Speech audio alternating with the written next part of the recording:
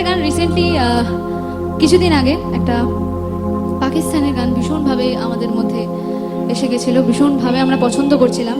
সে গানটা একটা অবশ্যই ছেলে গেয়েছে, কিন্তু যদি সে গানটা একটা মেয়ে গাইতো সেটা কিভাবে গাইতো?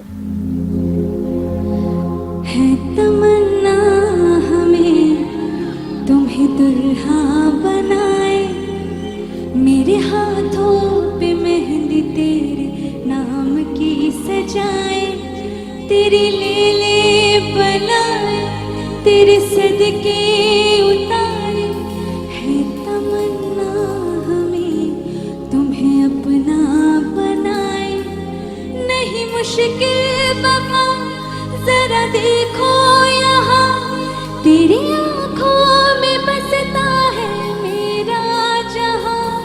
कभी सुन दो जरा जो मैं कहना